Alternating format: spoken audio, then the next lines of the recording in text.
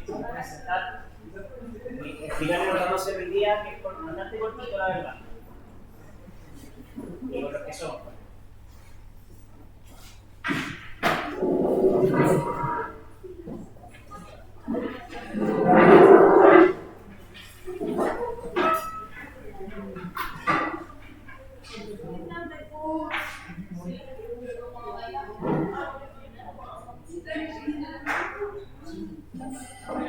Ya, hoy día, como se les mandó en el mail, principalmente queremos responder dudas respecto al modelado de proyectos.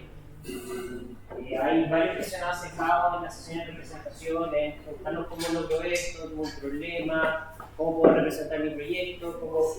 Y ahora es el momento, especialmente porque uno les manda tutoriales, les explica, pero se lo explica en general, ¿no? Una vez que ustedes vieron el programa, una vez que intentar modelar su proyecto y no resulta. Que ahora pueden preguntar esas dudas para tratar de hacer un modelo lo más completo posible para poder sacar los materiales para el examen y para todo lo que viene en adelante.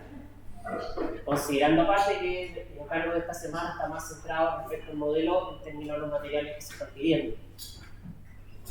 Ya.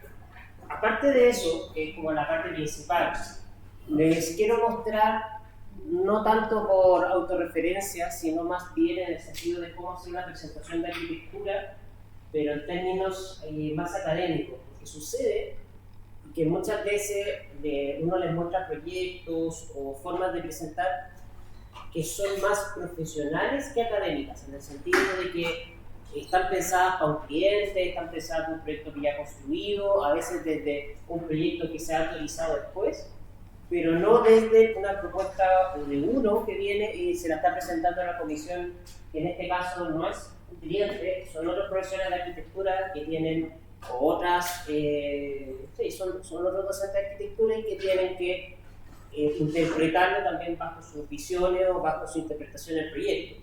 Y la discusión es distinta y cómo se presentan las cosas distintas. En este caso, yo les voy a mostrar algunas láminas que también están muy similares a lo que he leído respecto a lo que venía en el examen, que es de mi proyecto de título, que es del año 2017. Son 29 láminas, así que es bastante largo. Pero no las voy a pasar una más rápido.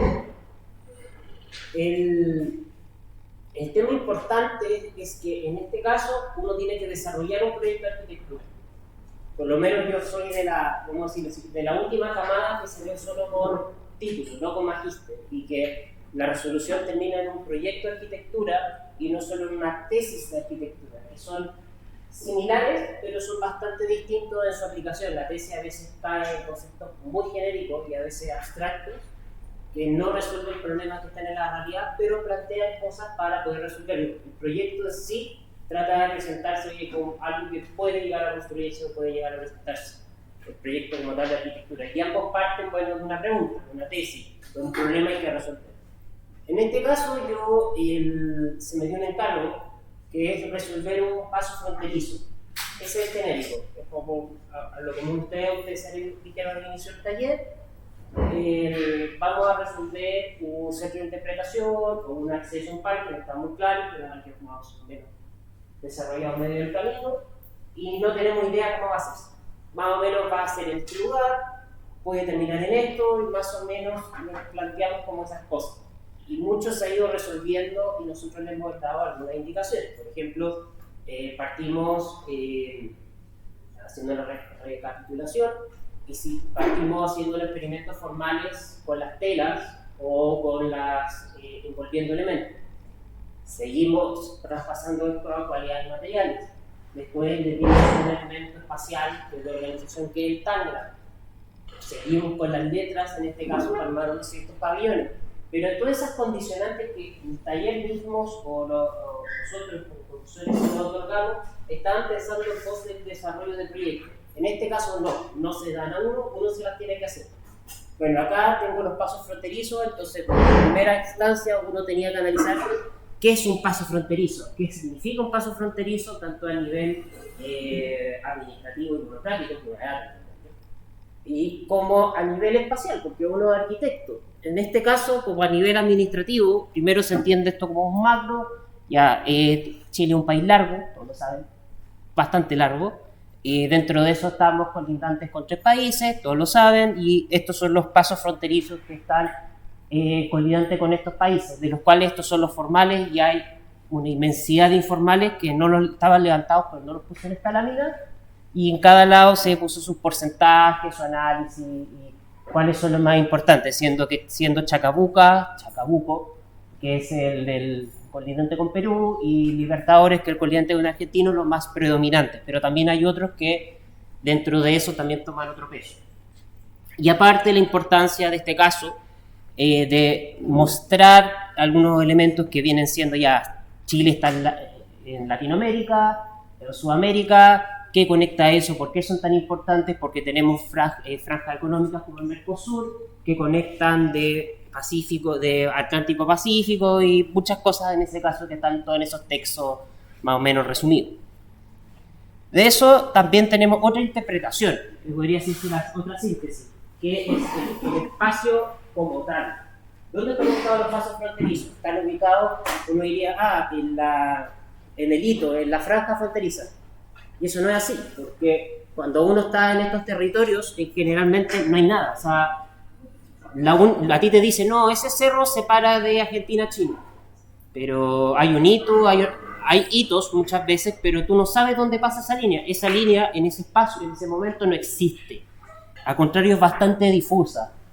Y culturalmente esto se ha definido por distintos autores, que este espacio intermedio entre países muchas veces se puede como demarcar respecto a las influencias tanto de las ciudades como tanto cultural y toda la cosa. Bueno, en el caso de Chile es más simple, porque tenemos, en nuestro caso, nuestro hito separador coincide con un hito geográfico que es la cordillera de los Andes. Entonces, la cordillera de los Andes tiene este aspecto como de biombo separador. Uno muy pocas veces conoce lo que está para arriba de la cordillera, hasta muy pocas veces va a la cordillera, pero ahí es donde se concentra como ese espacio como que no sabe de qué lado es al otro, perceptualmente, como espacial. Y dentro de esto se ubican estos pasos fronterizos que son tanto argentinos como chilenos, especialmente en el parte porque con Perú es solo uno, que tampoco que funcionan como los hitos de estos, como los hitos marcadores de estos espacios. No obstante, el tema como que no queda claro que esos lugares no necesariamente son las franjas, solamente son un espacio, son un lugar que se delimitó que simboliza el paso de un país a otro. Como tal, uno puede ir por al lado del paso y decir, pasé, pero eso no necesariamente es así.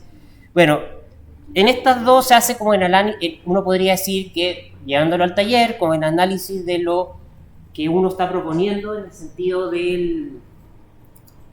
Esto es lo que se me encargó, así es como yo llegué a esta forma. Uno podría partir con un esquema de algunas maquetas que ustedes hicieron, que fueron estudiando esta forma, estudiando esta manera como he llegado. No llegué solamente envolviendo 2 plátanos, sino, oye, hicimos este experimento, este encargo, y de este encargo salió tal forma, y esta forma la encontré interesante, y la fui desarrollando con ciertos criterios espaciales, por ponerlo en esos términos.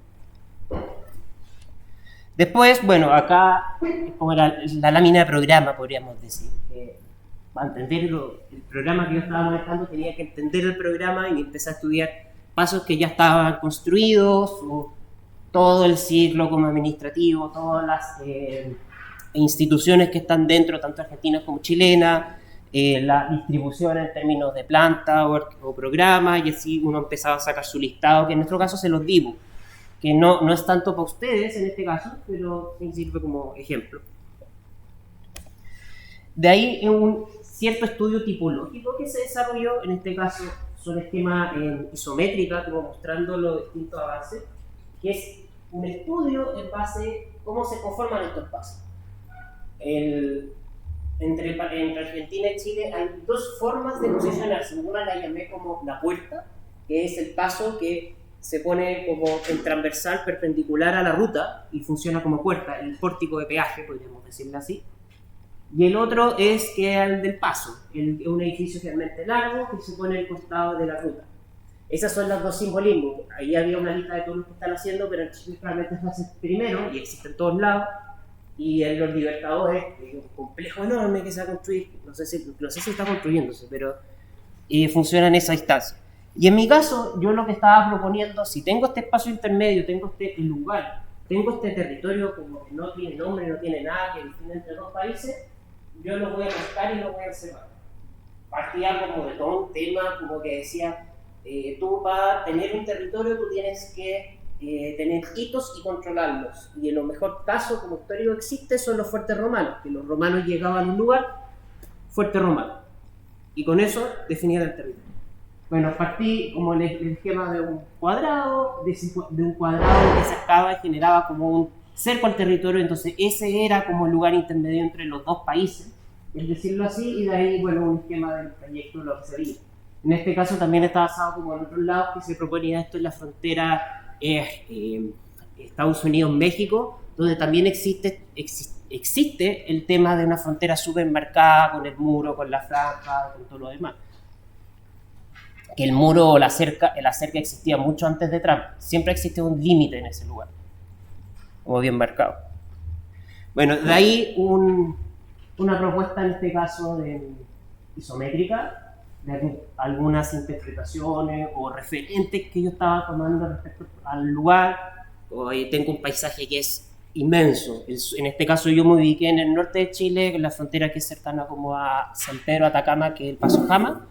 Entonces, cómo yo me posiciono en esos lugares que son súper extremos, en ese paisaje que es inmenso, cómo se ha abordado esto en otra instancia y cómo yo aparte abordo con un proyecto de arquitectura una escala que es grande, en este caso, como un proyecto cuando son de escala geográfica, uno dice las escalas de 3 metros o 6 metros son súper chiquititas, entonces se pierden los proyectos en el espacio. ¿Cómo yo puedo ver que se marca este hito? Bueno, ahí hay una resolución, ya yo tengo el lugar, habían unos patios, habían unos volúmenes y esto como que se conformaba como tal. De ahí una idea como estructural, una axonométrica estructural en este caso de una base, una terraza.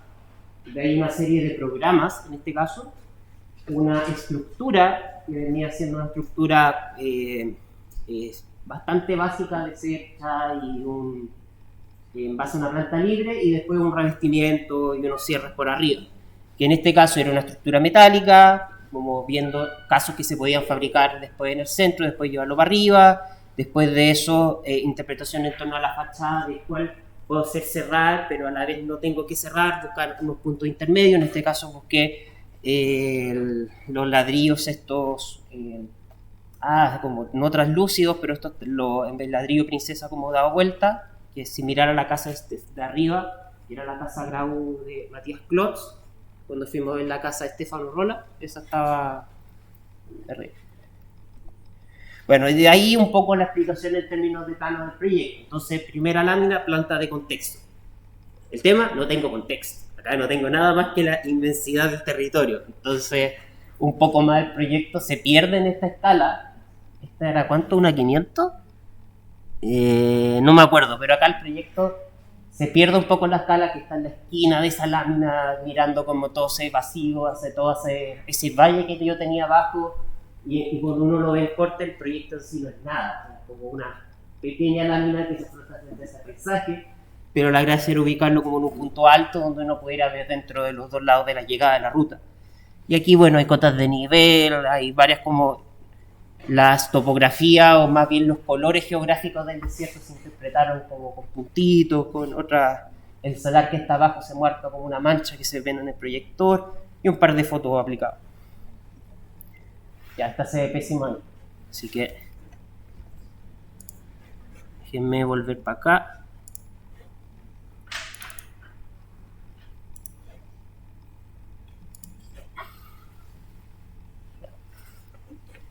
De ahí la planta, en este caso de cubierta, que es la planta como de contexto cercano, que es también muy similar a nosotros pedimos. Hay dos plantas dentro de lo que pedimos, una planta de cubierta, que va a ser también la planta de contexto, o sea, va a ser una planta, si la de proyecto es 1.250, quizás la de contexto va a ser 1.500, entonces va a abordar el doble de cosas y va a mostrar más lo que está cercano. Es muy probable que en el caso de nosotros los muelles se empiece a marcar un poco la ciudad, entonces la tienen que dibujar esquemáticamente, pero tienen que mostrarla si es que aparece el borde o ese muro, ¿sí? Tema para ustedes. Bueno, acá no es mucho más lo que decir porque tengo las cotas, están marcadas, está la ruta y está el proyecto, hay una imagen de fondo y hay muchos hatch que no se ven. Pero más que nada para mostrar. Y bueno, y la cubierta en este caso. Déjenme volver a lo otro. Que era esto. Ya. La lámina con muchos hatch. Y se va a pegar cuando lo devuelva. Ya. Bueno, después una elevación. En este caso me acuerdo que opté por una elevación tipo vista del proyecto. Pues trabajando con el trabajo de planos, como un plano mecánico, planos escala, la elevación, otro plano, otro plano, otro plano, mostrando las cosas, como bien mostrando como la inmensidad de este contexto. El proyecto se abordó siempre como una especie de un solo volumen, que ya si bien tiene todas sus complejidades por dentro, toda su fachada siempre se interpreta como una sola figura, como una sola fachada con aperturas más grandes para representar esta escala de geográfica, y la escala como más chica uno la ve a través de estos ladrillos translúcidos. La planta en este caso de proyecto, esto era una escala 1:200 a lámina A1. Se las voy a mostrar más o menos todo lo que tiene como una planta 200. Déjenme a ver esto acá.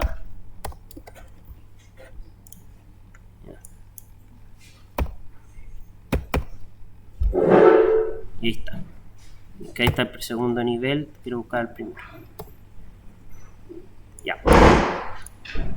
Bueno, en este caso está la planta 1:200 y como elementos que tienen, no es necesario que todas las plantas que uno hace tengan estos elementos, pero la gran parte son recomendados. Uno son los ejes de proyecto. Los ejes de proyecto, y los hemos mencionado, son las caídas principales de los pilares.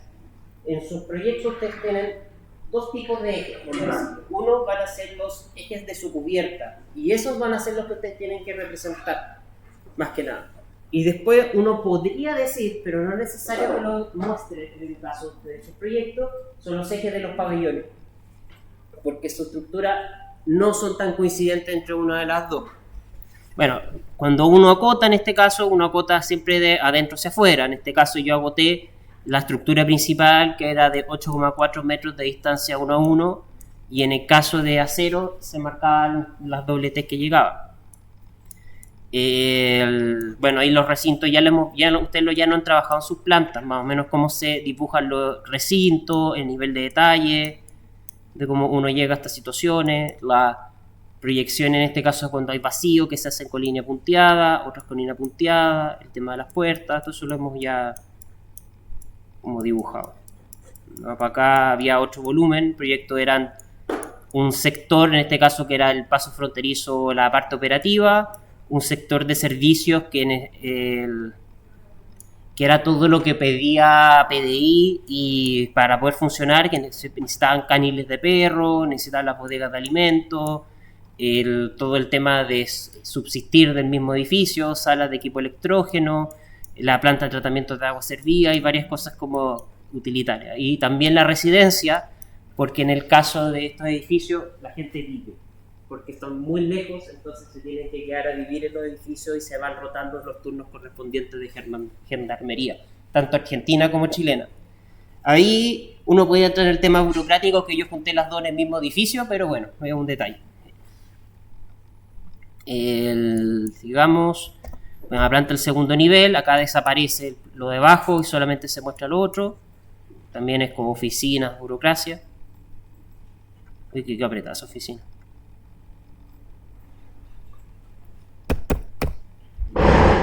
Y, perdón, las elevaciones en el caso de proyecto, acá sí son elevaciones, más elevaciones y no tan vistas.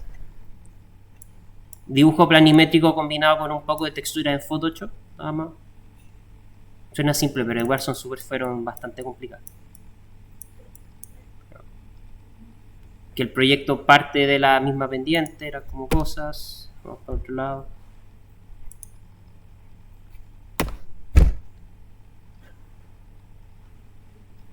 Cortes, también con Photoshop. En este caso los cortes se trabajaron con un dibujo planimétrico pero se trabajó la textura para dar una sensación de profundidad. Por ejemplo, todos los recintos de estas casitas tienen como esta sombra, a la larga va a simbolizar un poco de profundidad. Y ahí uno podía ver las situaciones que estaban pasando dentro del mismo paso, los muebles, la altura en este caso para camiones, y bueno, la estructura o cubierta que pasaba por arriba de toda esta situación. La estructura de cercha, como bien cototo.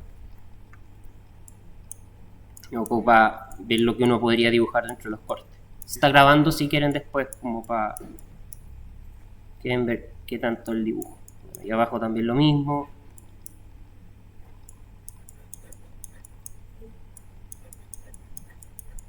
Igual es harto dibujo. Acá muchos de los muebles yo opté en vez de dibujarlos como completos, los dibujaba como su silueta con un poco de hatch, especialmente los muebles como más industriales. Y algunos me preguntaron, cuando uno corta, a veces las muestro en las plantas, pero también uno puede complementarlo con un esquemita al lado del proyecto y mostrar dónde están pasando los cortes. Esto también es bastante útil cuando son muchos también. Ya acá hay otro corte más chiquitito. Este tiene sombra. Si uno hace sombra a los proyectos, las sombras por tema técnico siempre se dibujan en 45 grados en su proyección. Hay toda una ley que dice que 45 el grado de inclinación, pero 45 grados no las puedes sacar en SketchUp. Otra.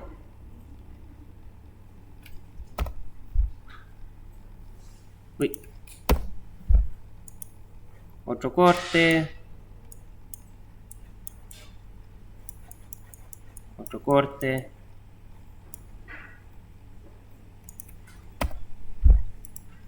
Otro, no, o sea que había muchos cortes. Vamos a ir para adelante. Bueno, después, esto no es necesario.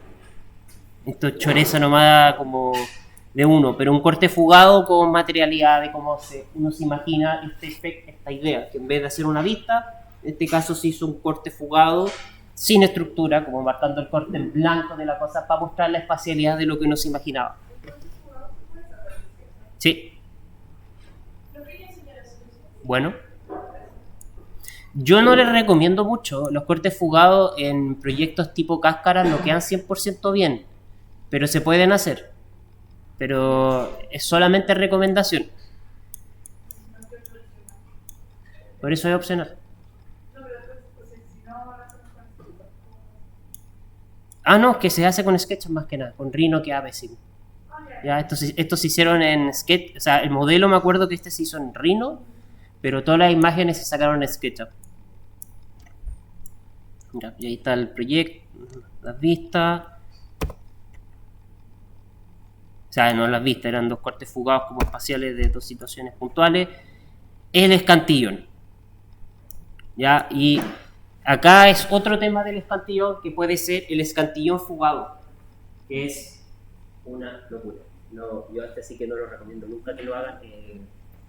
Porque a la larga, cuando uno hace un escantillón fugado, uno hace una sección de proyectos como va a ser, porque el escantillón es plano, pero muchas veces uno intuye ciertas uniones que no se ven porque están tapadas por los elementos que están superiores. Entonces, cuando uno lo hace fugado, tienen que empezar a imaginarse lo que tiene que ir por atrás. Acá yo tengo la cercha como dibujo planimétrico, pero yo perfectamente poder haber extruido o fugado esta misma cercha hasta atrás muchas veces, pero se me hubiera llenado el dibujo, por eso opté no dejarla. Pero en un corte fugado, lo que sea, en el escantillón, en este caso A0, a muchos les he mencionado, se cortan los perfiles, pero se dejan proyectadas los perfiles que están por atrás, en este caso ese, otro, las cositas, eran los ladrillos, que eran el elemento que destruía el modelo. O sea, todo cuadrito de eso era el mismo ladrillo. No había sanidad por mi parte de dejarlo distinto. Eso fue una estupidez. Y bueno, hay todas las cosas del escantillón y todo eso. Cómo se construye. Y esto es una estructura, en este caso una estructura como semi-convencional. Y de esto no lo vamos a hacer, pero una axonométrica como escantillón. Es más o menos lo mismo que les comentaba, pero ahora sí pasado como a la realidad de cómo se podría llegar a construir. Digo realidad porque ahora yo lo veo y está lleno de errores, pero más o menos lo que yo pensaba en ese momento de cómo se iba a construir. No está tan lejos ahora que lo veo. De todas las cosas que podían como desarrollarse. Y ahí especificamos detalles, y después los detalles eran como ya un dibujo más chico que un escantillón ya 1 a 10. Ustedes están dibujando 1 a 20, pues este es como 1 a 10, 1 a 5 de un lugar en específico de proyecto. De cómo se anclan estas cosas, cómo se hacen los detalles, etc.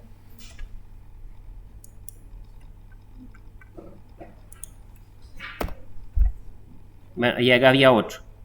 Que esto es lo que mencionaba de la secha, en este caso sí la fuga. Porque uno puede ver hacia atrás y todo lo que sucedió. Y aparte del espacio en sí mismo. Y toda la chochería de cositas para el otro lado. Ya. Y se pegó.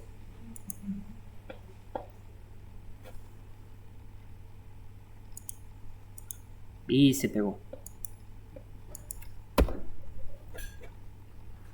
Bueno, este era el del otro sentido.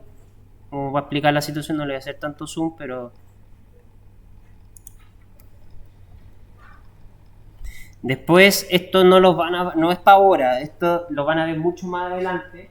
Y no necesariamente lo van a ver, que es el asolamiento de las cosas. Esto es un extra que yo puse, la verdad, no le di mucha vuelta, pero era más o menos para analizar cómo va a entrar la luz, cómo se va a atenuar la luz dentro del proyecto, cómo se va a calentar ciertas secciones y lo otro, pero la verdad, esto era lo más extra. Y un par de vistas en este caso. Vista 1, vista 2.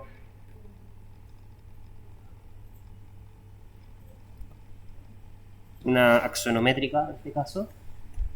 Esta era una axonométrica de arquitectura, entonces uno tenía acá abajo el proyecto con todo el dibujo. Después uno tenía el programa, primer nivel, mostrando como todas las cosas que sucedían dentro del primer nivel. Y después el segundo nivel que tenía la cosita. Después había otra que era la como de funcionamiento, que en este caso eran los flujos de análisis de los flujos de los camiones, buses, autos, lo que uno debería hacer, la edición de programa en este caso por bloques, por eso lo he mencionado. Entonces había servicios de instalaciones, apoyo logístico y habitaciones, área de oficina, y después cada uno estaba como subdividido en más cosas dependiendo de esas áreas de cómo lo pueden hacer. No es muy distinto a lo que nosotros estamos haciendo. O sea, en el taller hicimos esto, le dijimos, tienen estos programas, yo les recomendé mucho, traten de agruparlos y según esa agrupación traten de entender cómo uno los puede distribuir dentro de las cosas.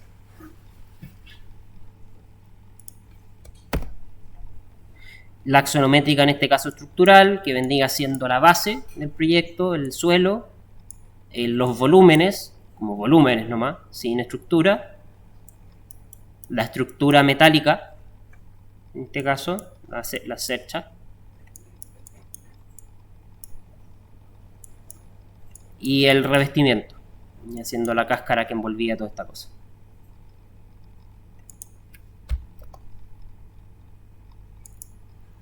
Un poco porque igual se parece un poco a la axonométrica que estamos desarrollando. Y después vista. Vista 1, una vista del interior. Otra vista de la atención. Cafetería. Uno de los espacios comunes de las habitaciones. Cafetería de las habitaciones con vista al patio y los pasillos de la cuestión. La crítica a estas imágenes fue que me dijeron que eran demasiado municipalidad, lo que es cierto, pero como me dijeron, no, ¿cómo vas a poner esto en un edificio público y toda la cosa? Y después veo el Palacio Pereira, otra cosa completamente distinta, y veo estos mismos muebles. Como que he hecho esa comparativa. Bueno, y eso es más o menos una presentación de un título 29 láminas. Y en términos de maqueta, bueno, la verdad yo no hice mucha maqueta para este proyecto. Pero sí hice... Me acuerdo lo que hice fue una maqueta que era de... Era como de 1,2 m por 1,2 m. me acuerdo de largo. Y era esta, en el proyecto. Y eso era Trupán pintado, que era la base. Eso me lo rompió un gatito. Eso es después. Eso fue mucho después. En donde estaba la estructura con palitos de Raulí y estaba todo demás cortado como el láser. No creo para poder mostrarlo. Me acuerdo de esa, wey.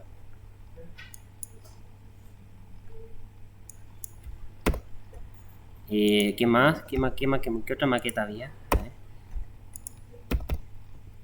Hay unas fotos blanco y negro de esa maqueta. Una. El gatito. Dos. Gatito.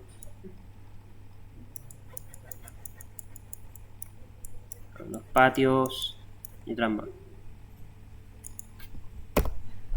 Por el otro lado, cómo era esta cuestión.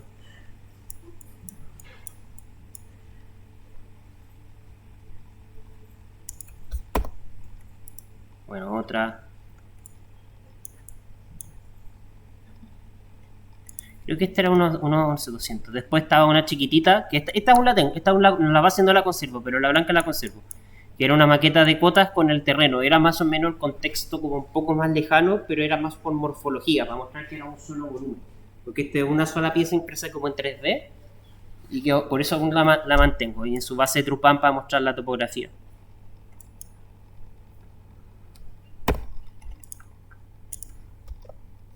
Ahí está. Había otra que era una base plana con los programas. En este caso va demostrando la configuración programática. Esos son acrílicos de color.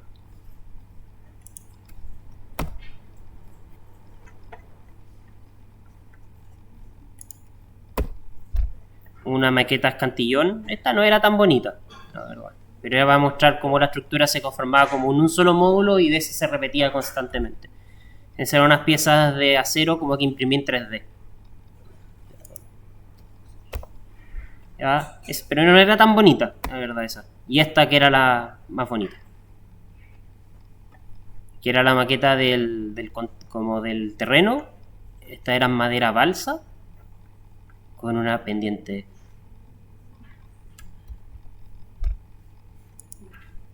Voy a buscar otra esa. Y eso era para abajo la pendiente del terreno.